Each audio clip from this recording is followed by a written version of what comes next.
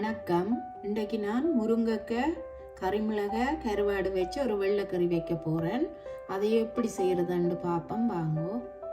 நான் இதை மண் சட்டியில் தான் வைக்க போகிறேன். மண் சட்டி வச்சு சூடாகிட்டுது கொஞ்சம் நல்லெண்ணெய் சேர்க்க போகிறேன். நல்லெண்ணெயில் வச்சா நல்லா இருக்கும். எண்ணெய் சூடாக கொஞ்சம் கடுகு சேர்ப்பேன், கொஞ்சம் பெருஞ்சீரகம், வெந்தயம் கொஞ்சம் கூட சேர்ப்போம். வெள்ளைக்கறிக்கு நல்லா இருக்கும் வெந்தயம் சேர்த்தா. அதோட கருவேப்பிலை கொஞ்சம் சேர்ப்போம், வெங்காயம் சேர்ப்போம்.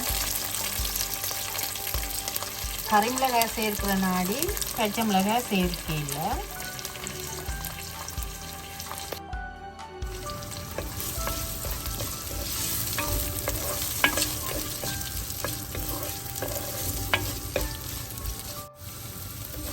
இந்த முருங்கைக்காய் கருவாட்டுக்கு சின்ன வெங்காயம் சேர்த்தா இன்னும் நல்லா இருக்கும்.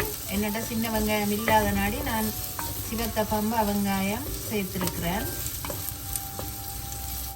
எனவே இந்த வெங்காயம் வதங்கி கொண்டு வரவே இந்த முருங்கைக்காயையும் வதங்க சேர்ப்போம். அதோட கறிமிளகாயையும் சேர்ப்போம்.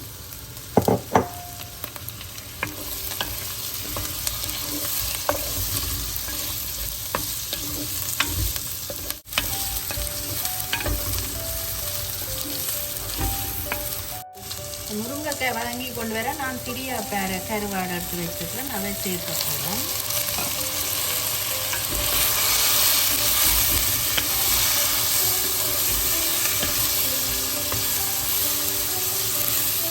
இதோட தக்காளி பழமும் கொஞ்சம் சேர்க்கிறேன்.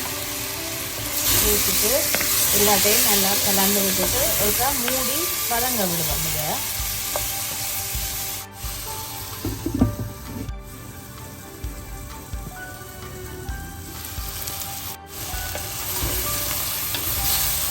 இதை எல்லாம் நல்லா வதங்கிட்டு இதுக்கு கொஞ்சம் தண்ணி விட்டு நான் கொஞ்ச நேரம் அவிய விட போகிறேன். இந்த முருங்கைக்காய் கறிமிளகாய் எல்லாத்தையும்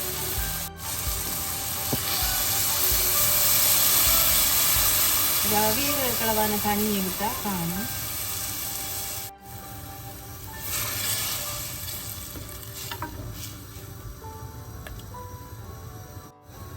இனிமேல் இந்த கறிக்களவான உப்பை சேர்ப்போம்.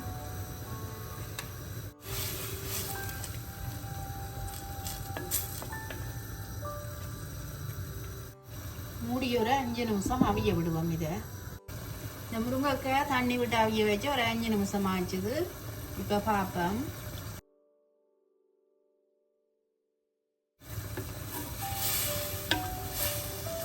அவிஞ்சிட்டுது இப்போ முருங்கைக்காய். இந்த நேரத்தில் நான் தேங்காய் பால் சேர்க்க போகிறேன்.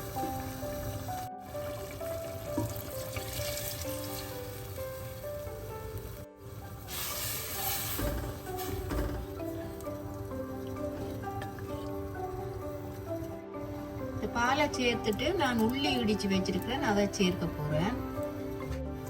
அதோட வறுத்தரைச்ச சீரக மிளகு பவுடர் சேர்க்கிறேன். ஒரு கொஞ்சமா மஞ்சள் தூள் சேர்ப்போம்.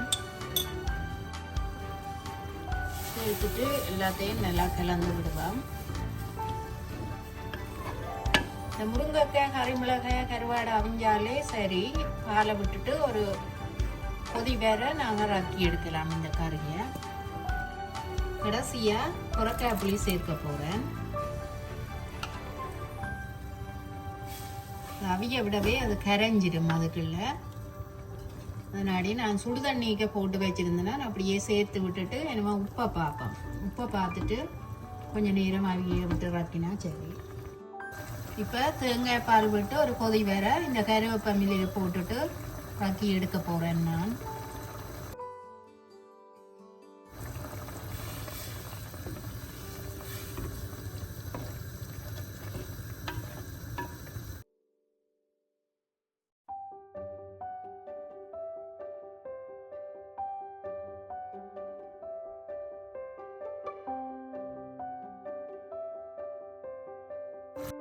நான் இப்போ இந்த முருங்கைக்காயோட கருவாடு கறிமிளகாயை சேர்த்து ஒரு பால் கறி செய்து எடுத்துட்டேன்.